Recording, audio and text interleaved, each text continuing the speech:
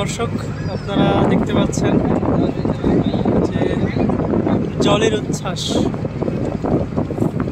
আর নদীর জলের বুকে ঠিক সূর্যের প্রখর রোদ আশ্রয় পড়েছে। সুন্দর না দৃশ্যটা বলে।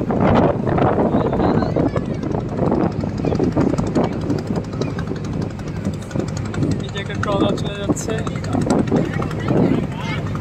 এই জিনিসটা কিন্তু আসলে দেখার মনে হচ্ছে এগুলো মাঝে মাঝে মুক্ত হয়ে যাচ্ছে।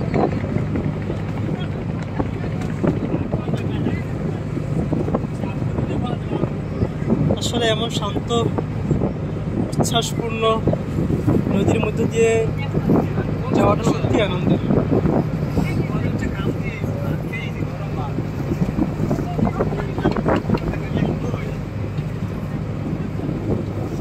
আমাকে ভিডিও করতে উৎসাহিত করছে আমাদের জনি প্রামাণিক ভাই। তার উৎসাহ উদ্দীপনায় আমি ভিডিও করতে শুরু করছি। আবার পরিবেশ খুবই সুন্দর। আমরা সুন্দরবনের এক প্রান্তে আছি, চারিদিকে চর আর চর, এক চর থেকে আরেক চরে। আমরা সামনে চরমণ্ডলে যাব, চরমণ্ডলে সেখানে লঞ্চ ঘাটে ব্রেক দিবে, তারপর ওখান থেকে চরমন্দাজ সেখানে নামবো, নেমে নদী এবং সমুদ্র দুইটার মিলনস্থলের সৌন্দর্য উপভোগ করব। এবং একদিকে ম্যানগ্রোভ বন, আরেকদিকে নদী, অপর পাশে সমুদ্র।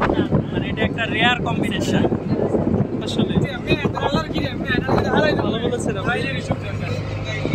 আমরা আসলে যখন আসছিলাম তখন খুব বেশি কাউকে জানাতে পারিনি, তবে আমাদের এই দৃশ্যগুলো দেখে আর কি সবাই খুব আফসোস করছে কেন তাদেরকে বললাম না। যদি আমি নিজেই সিদ্ধান্ত নিচ্ছিলাম না আমি যাবো কিনা, কারণ আমি অসুস্থ ছিলাম অনেকটা।